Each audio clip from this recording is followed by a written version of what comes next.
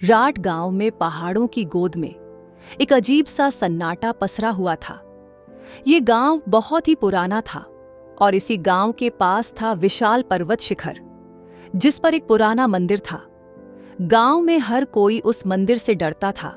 कहते हैं कि उस मंदिर में किसी प्राचीन आत्मा का पहरा है और वहां जाने वाले लोग कभी लौटकर नहीं आते। एक 26 साल का युवक हाल ही में अपने परिवार की कुछ जिम्मेदारियों को पूरा करने के लिए गांव में आया था। उसके पिताजी 20 साल पहले इसी मंदिर की ओर गए थे, पर फिर कभी लौटे नहीं। उसकी परवरिश उसकी दादी ने की थी, जिन्होंने उसे ये कहानियां ना सुनाई थीं, मगर उसने कभी ध्यान नहीं दिया था। एक दिन आरव अपनी दादी के पुराने संदूक में कुछ चीजें देख रहा था कि उसे एक पुरानी चिट्ठी मिली। उस चिट्ठी पर उसके पिताजी के हस्ताक्षर थे। उसने चिट्ठी को पढ़ा तो उसमें लिखा था, अगर तुम ये पढ़ रहे हो तो शायद तुम्हें मेरी तलाश का मतलब समझ में आ चुका है। इस पर्वत पर एक ऐसा रहस्य है जो सिर्फ हमारा है, पर ध्यान रहे, ये रहस्य एक शाप से घिरा हुआ है। साथ में एक पुराना नक्शा भी था जो उस मंदिर की ओर इशारा कर रहा था। आरव का दिल तेजी से धड़कने लगा। उसके पिताजी का यह आखिरी संदेश था। आरव ने ठान लिया कि वह अपने पिता के कदमों पर चलकर इस रहस्य का पर्दाफाश करेगा। अगले दिन आरव अपनी यात्रा की तैयारी करने लगा। उसे इस सफर में साथ मिला जो गांव की एक स्कूल टीचर थी। मीरा को बचपन से ही इस रहस्य में दिलचस्पी थी और वह आरव के साथ जाने के लिए तैयार थी। दोनों ने अपना सामान लिया और शाम को चढ़ाई शुरू कर दी।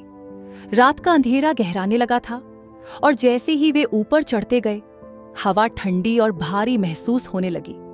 रास्ते में हर तरफ घना जंगल और अजीब सी आवाजें थीं। अचानक धुंध के बीच में उन्होंने एक साया देखा जो धीरे धीरे उनके करीब आ रहा था। आरव और मीरा दोनों रुक गए, लेकिन जैसे ही उन्होंने पास जाकर देखा, वह कोई और नहीं बल्कि एक बूढ़े बाबा थे जो उस मंदिर के आखिरी रक्षक कहलाते थे। उन्होंने उन्हें चेतावनी दी, इस पर्वत पर मत जाओ। कई लोग यहाँ आए पर कोई वापस नहीं लौटा। ये मंदिर शापित है।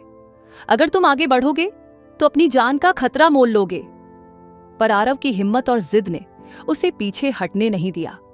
आरव और मीरा कैलाश बाबा की चेतावनी को नजरअंदाज करके आगे बढ़ते रहे। जैसे जैसे वो ऊपर चढ़ते गए, रास्ता और भी खतरनाक होता गया। अचानक पहाड़ों के बीच तेज हवाएं चलने लगी और एक ऐसी ठंडक महसूस होने लगी जो असामान्य थी। फिर अचानक आरव ने देखा कि सामने कुछ पत्थरों पर अजीब निशान बने हुए थे, जैसे किसी ने पुराने जमाने में कुछ संकेत छोड़ रखे हों। मीरा ने उन निशानों को गौर से देखा और समझने की कोशिश की। निशानों के नीचे कुछ लिखा था, जो शिखर को पाएगा वो नीचे का रास्ता भूल जाएगा। उनका दिल तेजी से धड़कने लगा। उन्हें एहसास हुआ कि ये कोई सामान्य चढ़ाई नहीं है, लेकिन आरव अपने पिता के रहस्य के बारे में जानने के लिए दृढ़ था और उसने ठान लिया कि वह आगे बढ़ेगा, चाहे जो भी हो। अंत में कई घंटे की कठिनाई और संघर्ष के बाद आरव और मीरा मंदिर के पास पहुंच गए। लेकिन जैसे ही उन्होंने मंदिर की ओर कदम बढ़ाए, उन्हें एक अजीब सी हलचल महसूस हुई। हवा और भी ठंडी हो गई और ऐसा लगा जैसे कोई उन्हें देख रहा हो। मंदिर के चारों ओर पत्थरों पर कुछ लिखावट थी जो उस रहस्य के बारे में बताती थी जिसे आरव खोजने आया था।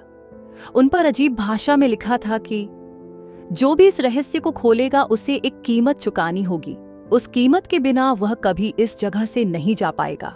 आरव ने अपने पिता का नक्शा निकाला और उस पर गौर से देखा। उसने देखा कि मंदिर के अंदर एक गुप्त दरवाजा है जो सीधे एक भूमिगत कमरे की ओर जाता है। आरव और मीरा मंदिर के अंदर घुसे। चारों तरफ अंधेरा और पुरानी मूर्तियों का अजीब सा माहौल था।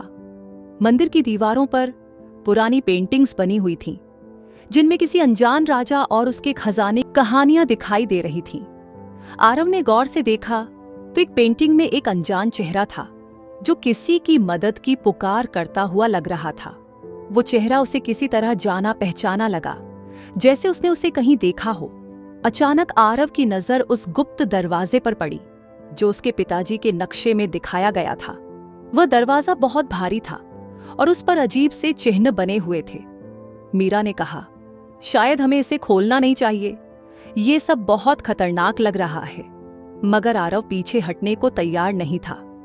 उसने दरवाजे को धक्का देने की कोशिश की, लेकिन वो हिला भी नहीं।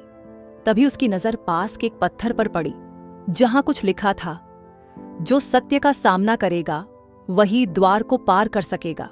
आरव ने गहरी सांस ली और कहा, शायद यही वो जगह है जहां पिताजी ने अंतिम बार कदम रखा होगा। मुझे यह करना ही होगा। उसने दरवाजे पर हाथ रखा और दरवाजा धीरे धीरे खुल गया। दरवाजा खुलते ही सामने एक गहरी सुरंग दिखाई दी, जिसमें से ठंडी हवा का एक झोंका आया। दोनों ने टॉर्च जलाकर अंदर कदम रखा। सुरंग के अंदर पत्थरों पर रहस्यमयी निशान बने हुए थे और उन पर खून जैसे लाल रंग से कुछ लिखा था। सुरंग के अंदर जाते ही आरव को ऐसा महसूस हुआ कि उसके आसपास कोई है। अचानक उसे एक फुसफुसाहट सुनाई दी, जैसे कोई उसे बुला रहा हो। उसने टॉर्च घुमाकर देखा, पर वहां कुछ नहीं था। पर उसकी दिल की धड़कन तेज होने लगी। थोड़ा और आगे बढ़ने पर वे एक बड़े कक्ष में पहुंचे। वहां चारों ओर सोने चांदी की मूर्तियां और मणियां बिखरी हुई थीं, पर उनके बीच में एक पुरानी किताब और एक चिट्ठी रखी हुई थी। आरव ने चिट्ठी उठाई और पढ़ने लगा। चिट्ठी में लिखा था, जो भी इस खजाने को ढूंढेगा उसे इसका मालिक बनने की कीमत चुकानी होगी। शिखर का खजाना लेने वाला कभी वापस नहीं लौट सकता। अगर तुम ये पढ़ रहे हो तो मुझे माफ करना बेटे। मैं इस शाप से बंध गया हूं। मुझे छोड़कर चले जाओ, वरना तुम भी इस शाप के शिकार बन जाओगे। आरव का चेहरा सन्न रह गया। ये चिट्ठी उसके पिता की थी। आरव को अब यकीन हो गया कि उसके पिता कभी इस मंदिर से बाहर नहीं निकले। उसने मीरा की ओर देखा और कहा, हम गलत जगह आ गए हैं। ये खजाना कोई दौलत नहीं, बल्कि एक शाप है, जिसने मेरे पिता को और न जाने कितनों को अपना शिकार बनाया है। जैसे ही आरव ने चिट्ठी को वापस रखा, अचानक से एक भारी साया उनके सामने प्रकट हुआ। वह एक बूढ़ा आदमी था, जिसकी आंखें एक अजीब सी चमक में डूबी हुई थीं। उसने आरव की ओर इशारा करते हुए कहा, तुम्हारे पिता भी ऐसे ही आए थे और इसी शाप के कारण यहां रुक गए। अब तुम्हें भी यहीं रुकना होगा। आरव को समझ आ गया कि यह वही शापित आत्मा है जो मंदिर की रखवाली करती है। आत्मा ने कहा, यहां से बाहर जाने का सिर्फ एक ही तरीका है। जो व्यक्ति यहां का खजाना छुएगा उसे अपनी आत्मा की कुर्बानी देनी होगी। आरव ने अपने पिता की डायरी को फिर से देखा और सोचा कि कहीं इसमें कोई समाधान छिपा हो। डायरी में एक जगह लिखा था कि अगर कोई खजाने को हाथ लगाए बिना मंदिर छोड़ दे तो वह शाप से मुक्त हो सकता है। आरव ने मीरा को कहा, हमें इस खजाने को छोड़कर वापस जाना होगा। हमें इसे हाथ भी नहीं लगाना है। यही इस शाप को तोड़ने का एकमात्र तरीका है। लेकिन तभी आत्मा ने जोर से हंसना शुरू कर दिया। उसने कहा, तुम यहां आए हो और अब वापस नहीं जा सकते। शाप तुम्हारा इंतजार कर रहा है। आरव और मीरा ने एक दूसरे की ओर देखा और बिना कुछ कहे भागने का फैसला किया। दोनों ने गुप्त दरवाजे की ओर दौड़ना शुरू किया। आत्मा उनके पीछे पीछे भागने लगी। दरवाजा बंद होने लगा, लेकिन आरव ने आखिरी मिनट में उसे खोलने का प्रयास किया। जैसे ही वे बाहर निकले, दरवाजा अचानक बंद हो गया और अंदर से एक चीख सुनाई दी, जैसे किसी की आत्मा को सुकून मिल गया हो। आरव और मीरा ने मंदिर से निकलते हुए नीचे की ओर दौड़ना शुरू किया। जैसे ही वे गांव के पास पहुंचे, दोनों ने राहत की सांस ली। गांव पहुंचकर आरव ने अपनी दादी की दी हुई वो चिट्ठी फिर से देखी। अब उसे समझ आ चुका था कि उसके पिता ने उसे वहां भेजा ताकि वो इस रहस्य को सुलझा सके और इस शाप को तोड़ सके। उसने अपनी दादी की याद में सिर झुकाया और सोचा कि उसने अपने परिवार की खोई हुई प्रतिष्ठा को वापस पा लिया है।